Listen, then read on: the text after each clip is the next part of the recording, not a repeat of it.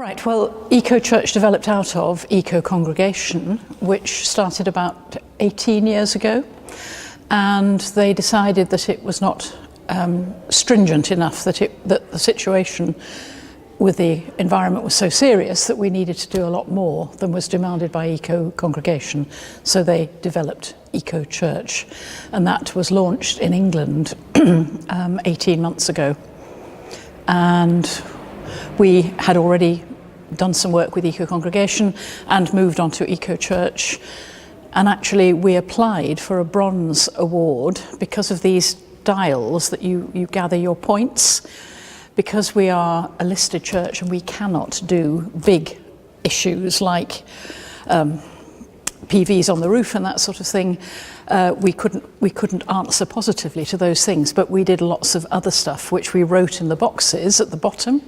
And when I submitted the application for a bronze award, Nigel Hopper, who is the leader of Ecochurch in England, said, "I have to come and look at you because I think you are up for a gold award."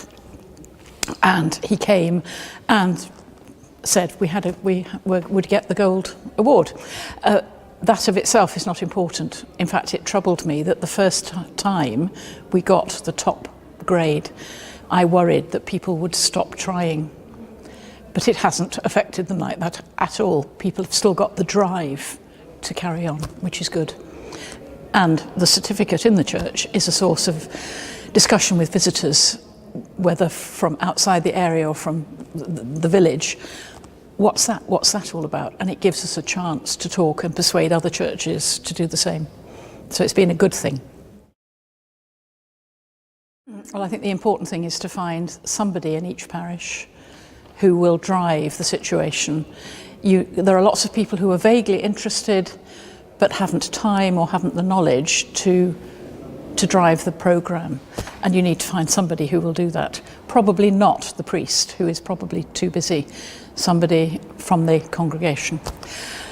But once there is some success, and it's really important to celebrate success, once there is some success, people will come on board because they like the feeling of success, and that's been really helpful to us. And now people who were very questioning in the early days are now pointing out our certificate to people who come into the church. Did you know we're an eco-church?